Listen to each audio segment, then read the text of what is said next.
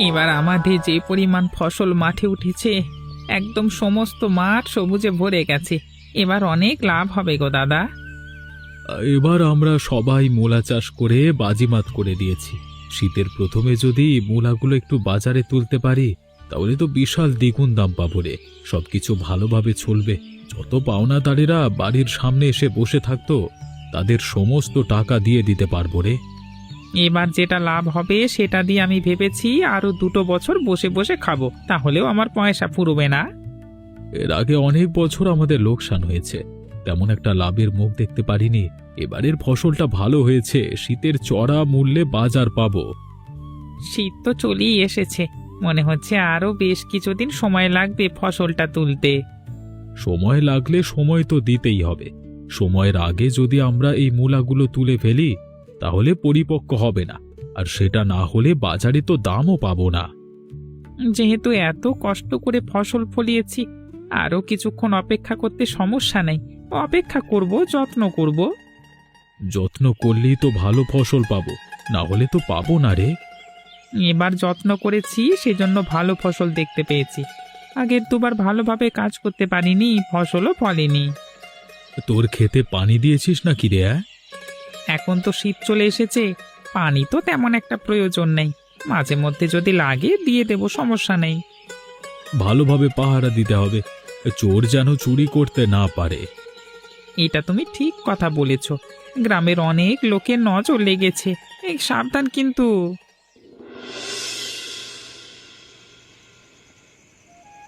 শীত তো চলে এসেছে, এখন যদি ফসলগুলো বাজারে তুলতে পারতে তাহলে কিন্তু ভালো দাম পেতে। সেটা তো বুঝতে পেরেছি, কিন্তু এখন পর্যন্ত ফসলগুলো পরিপক্ক হয়নি। আর 2 দিন যাক, অপেক্ষা করি। শীতের দিনে মূলা চাষ করেছো, পরিপক্ক হওয়ার জন্য অপেক্ষা করতে হবে না। তুমি চাষাবাদ করো নাকি আমি চাষাবাদ করি? কোনটা করতে হবে সেটা আমি ভালো করেই জানি। তোমার এসব নিয়ে চিন্তা করতে হবে না, তুমি তোমার কাজ করো। এবার কিন্তু তোমার ফসল ভালো হয়েছে, আমি কিন্তু আগেই বলে রেখেছি। ফসল উঠলে সেই টাকা দিয়ে আমি কিন্তু বাবার বাড়িতে যাব, সেখানে তুমি অনেক ফলমূল মিষ্টি কিনে নিয়ে যাবে। এবার যদি না যাও তাহলে কিন্তু আমি তোমার সংসার করব না। তুমি কি পাগল হয়ে গেছো? একটু কিছু হলেই বলো সংসার করবে না, এটা আবার কেমন কথা তোমার? প্রতিবার তুমি বলো নিয়ে যাবে, তারপর আর নিয়ে যাও না। এই জন্যই তো আমি এ কথা বলেছি এবারে। আমি আগেই তো বললাম এবার তোমাকে নিয়ে যাব। এসব নিয়ে তোমাকে এত চিন্তা করতে হবে না। সাথে কিন্তু আমাকে একটা গহনা গড়িয়ে দিতে হবে। আগের বছর তুমি আমার গহনাটা বিক্রি করে ফসল ফলিয়েছো, লোকসান করেছে, এবারে লাভ করেছো, কিনে দেবে। বললাম তো কি করতে হবে না করতে হবে সেসব নিয়ে তোমার চিন্তা করতে হবে না। তোমার কি কি চাই সবটা আমার জানা আছে, আমি তোমার সব শখ পূরণ করে দেব। আচ্ছা ঠিক আছে, সেটা দেখা যাবে। রাধিকা বৌদি, শুনলাম এবার নাকি বেড়াতে যাচ্ছ, তা কবে যাচ্ছে শুনি? এবার তো ফসল ভালো হয়েছে, এবার আমাকে বলেছে বেড়াতে নিয়ে যাবে, সাথে বলেছে গয়নাও গড়িয়ে দেবে। আমি যা যা চেয়েছি সবকিছুই আমাকে করে দেবে এবার। তা তুমি একা এভাবে যদি বেড়াতে যাও সেটা তো ভালো দেখায় না, আমাদেরও তো একটু নিতে পারো তাই না? আমি যে একা যাব সেটা আবার কখন বলেছি? আমি কি একবার বলেছি যে তোমাদের নিয়ে যাব না? ভেবেছি তুমি আবার ভয় পেয়ে গেছো কিনা, সেজন্য আমাদের জানাতে চাও না। কবে কি যাচ্ছ না হলে তো আগে ভাগেই বলে রাখতে। কবে যাব সেটা তো এখনো ঠিক হয়নি। তারপর যদি বললাম কালকে যাব, পরে যদি যাওয়া না হয় তাহলে তো আরেক ঝামেলা, সেজন্য এখনো কাউকে জানাইনি। যদি যাই সবকিছু ঠিকঠাক থাকে তবে অবশ্যই জানিয়ে দেব। তা তোমাদের কত দূর? শুনলাম তোমরা নাকি ঘুরতে যাচ্ছ।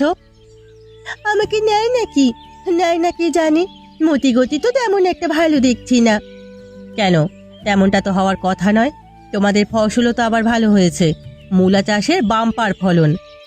শুধু ফসল ভালো হলে চলবে, মন মানবিকতাও তো ভালো হতে হবে। তুমি কিন্তু শুধু শুধুই রতনদার দোষ করছো, তিনি কিন্তু নেহাত ভালো মানুষ। এত ভালো মানুষই যদি হয় তাহলে তুমি তার কাছে গিয়ে থাকো না, দেখো কত ভালো মানুষ। না না, আমার দরকার নেই বাবা।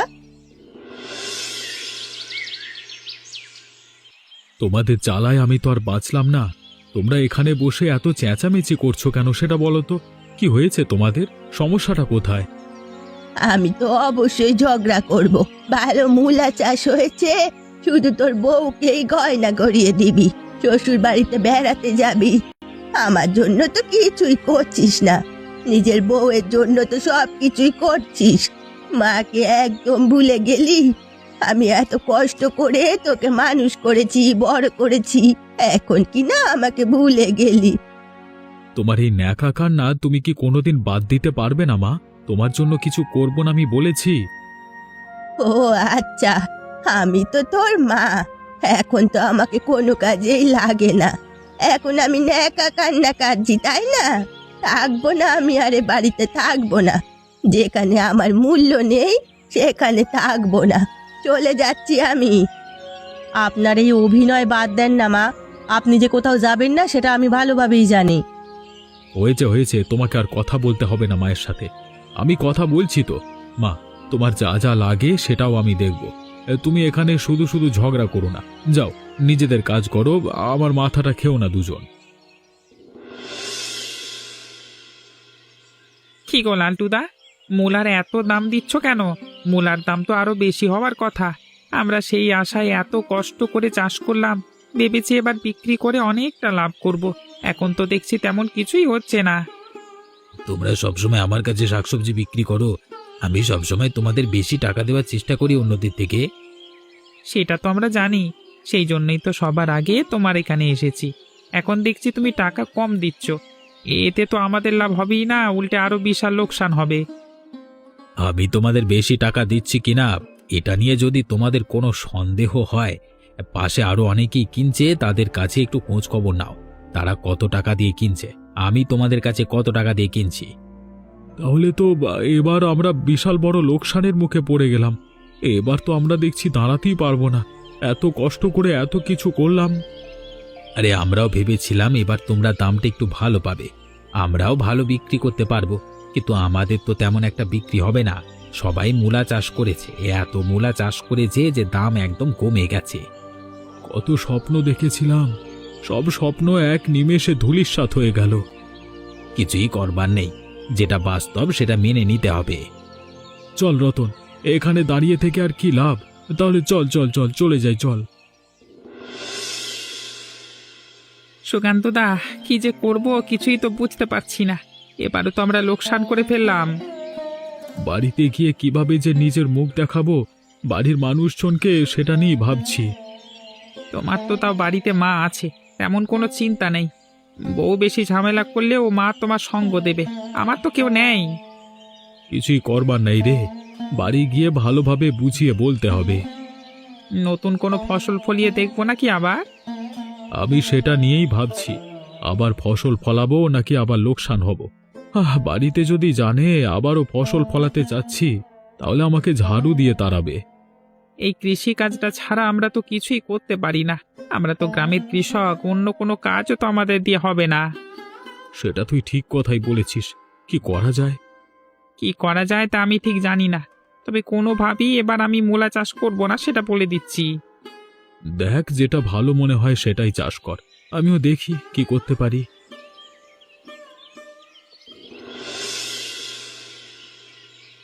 কি হয়েছে?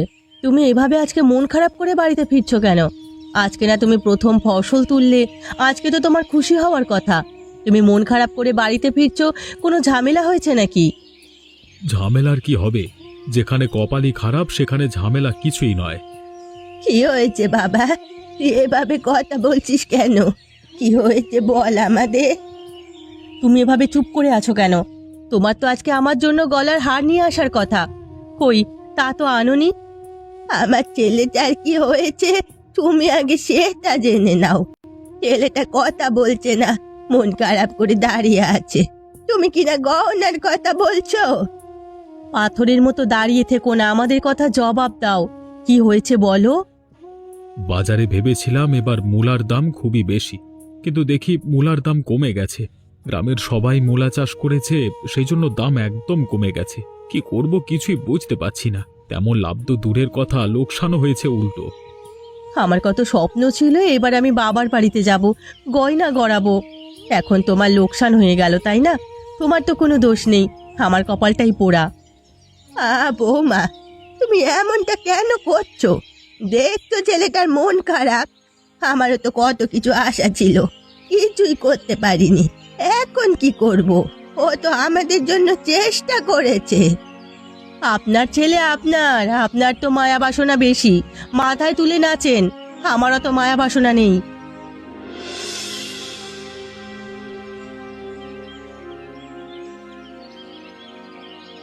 কিরে রতন, কতক্ষণ ধরে এখানে তুই বসে আছিস?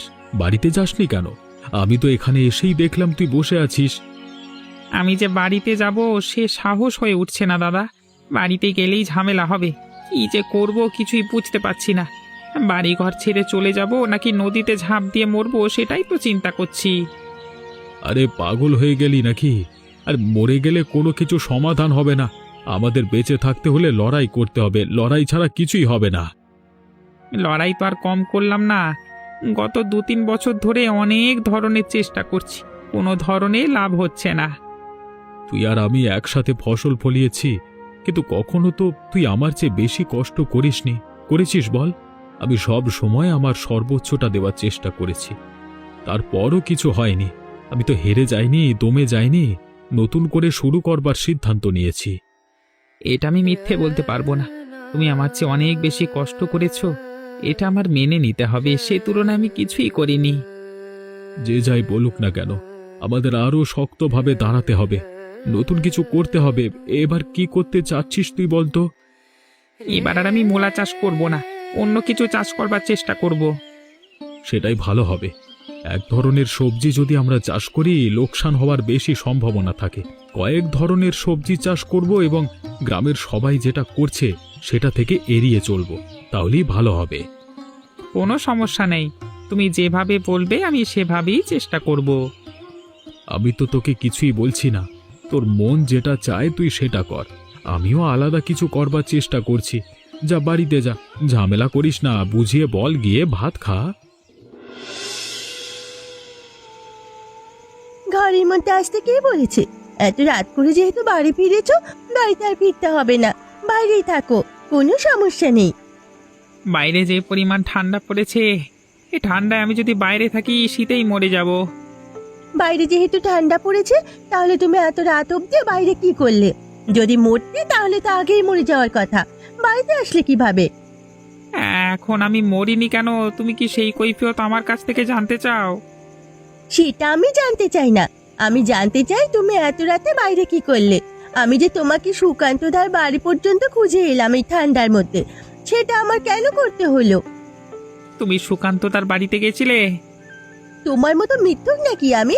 না গেলে তো আর মিথ্যে কথা বলি না। তিনি তো আমাকে জানালো বিকেলে নাকি তোমাকে বাড়িতে পাঠিয়েছে। সারাদিন কই ছিলে? কোন মেয়ের বাড়িতে ছিলে বলো? কার সাথে সম্পর্ক আছে তোমার? তুমি কি পাগল হয়ে গেছো নাকি?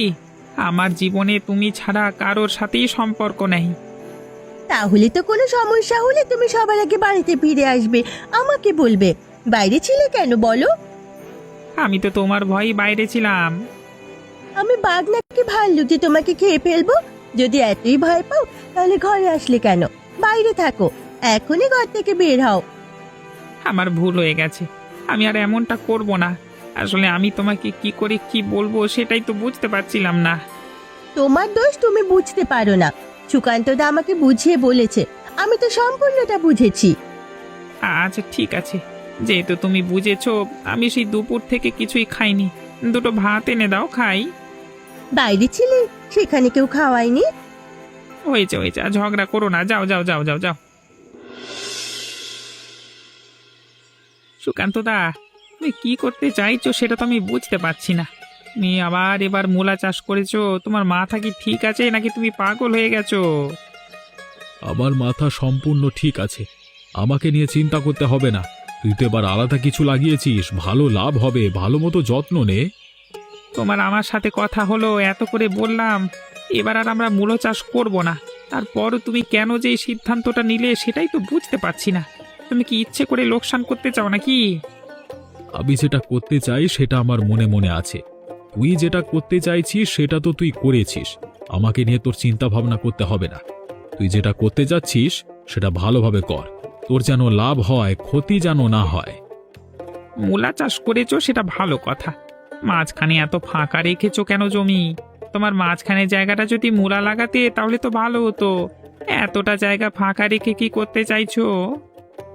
সমস্ত পরিকল্পনা যদি তোকে বলে দিই তাহলে কিভাবে হলো?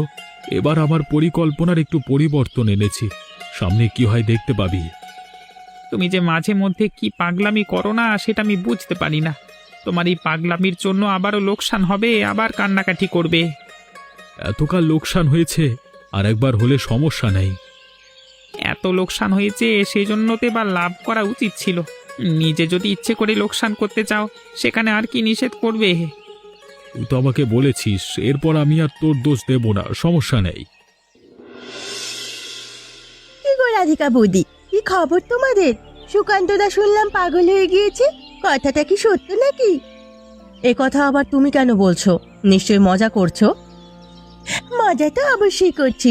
তিনি যে পাগল হয়নি সেটা তো তুমি ভালো করেই জানো, কিন্তু তিনি যে কাজ কারবার করছে এ তো পাগলের শামিল। আমার স্বামী আবার হঠাৎ করে কি এমন করলো যে যার জন্য তুমি তাকে পাগলের শামিল বলছো? গত বছর মূলা চাষ করে সবাই লোকসান করেছে, এবার গ্রামবাসী সবাই অন্য কিছু চাষ করার চেষ্টা করেছে, সেখানে সুকান্তদা এবারও নাকি মূলা চাষ করেছে। কতটা হাস্যকর বিষয় বলো তো। আমাদের সাথে আলোচনা করেছিল, কতবার নিষেধ করেছে, তারপরও এই কাজ করেছে। আমি আর মাথাটা ঘামাতামি না। আচ্ছা ঠিক আছে, মজা দেখাচ্ছি। এবার যদি কোনোভাবে লোকসান হয়, কষ্টে দিন পার করা লাগে না, বাবার বাড়ি থেকে টাকা এনে চলা লাগে, তাহলে এই ব্যাটার ঘর আমি আর করব না, চলে যাব বলছি। আহা, এখন তো আমার নিজেকেই দোষী মনে হচ্ছে। আমি আবার তোমাদের সংসারে অশান্তি বাঁধিয়ে দিলাম। এসব নিয়ে তোমাকে ভাবতে হবে না, আমি তো এতদিন জানতামই না। তুমি আমাকে জানিয়ে ভালোই করেছো, আর তোমার কথা কিছু বলবো না, তুমি যাও। তোমরা আবার ঝামেলা করো না, আমার স্বামী শুনতে পেলে কিন্তু আমাকে আবার ধরে মারবে। তুমি যে ভালোই মজা নিচ্ছ সেটা কিন্তু আমি বুঝতে পারছি। হ্যাঁ, যাও যাও।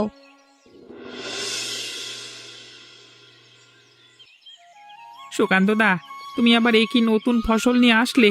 এটা আবার কখন চাষ করলে? এটা তো ভালো করে আমরা চিনি না। এটা গ্রামের মানুষজন তেমন একটা চেনে না, শহরে এটা ভালোই প্রচলন আছে, শুনেছি এটা শহরে ভালোই দাম হয়।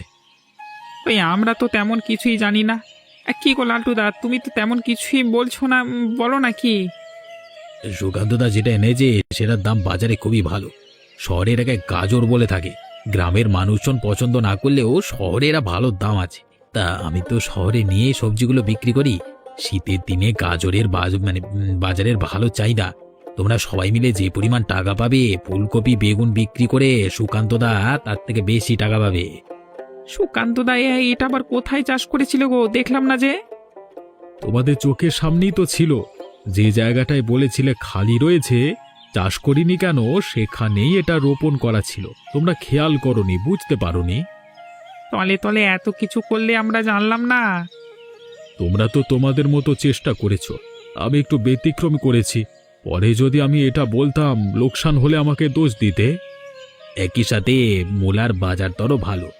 এবছর মূলা কেউ চাষ করেনি, সেই জন্য দাম খুবই ভালো হচ্ছে। হ্যাঁ, আমরা তেমন একটা ভালো দাম পেলাম না। হায় রে হায়। মা দেখো, এখন আপনার ছেলে আমাদের জন্য কত কিছু নিয়ে এসেছে। কি গো, এত কিছু আনলে কিভাবে? তখন তো তোমরা আমার সাথে ঝগড়া করেছিলে, এখন যে আমি এত কিছু করলাম সেটা তো দেখতেই পাচ্ছ। কত লাভ হয়েছে আমার, ভাবতে পারো। তুই তো বিশাল বড় চমৎকার করে ফেলেছিস রে বাবা। আরে তোমরা আমার সাথে ছিলে, সেই জন্যই পেরেছি। তোমরা তো পারতে আমাকে ছেড়ে চলে যেতে। কত কিছু নিয়ে এসেছে, আমার জন্য হার নিয়ে এসেছে। তোমরা যা যা চেয়েছো সবকিছু নিয়ে এসেছি, কোনো ধরনের চিন্তা নেই। যারা আমাদের কাছে টাকা পেত সমস্ত টাকা পরিশোধ করে দিয়েছি। এখন থেকে আমরা সুখে শান্তিতে দিন পার করতে পারবো। আমার যে কি খুশি খুশি লাগছে। তোমার খুশি আরো বাড়িয়ে দেওয়ার জন্য মিষ্টি নিয়ে এসেছি। এখনই শ্বশুর বাড়ি যাব, সাথে মাও যাবে, আমরা তিনজনই যাব। মা গেলে তো আরো ভালো হয়। প্রতিবেশী অনুরাধা বৌদিকে বলেছিলাম তাদেরকেও নিয়ে যাব। আমি তাদেরকে বলে আসি। হ্যাঁ, যাও যাও, সবাইকে বলে আসো আমার ছেলে বাজি মাত করে দিয়েছে।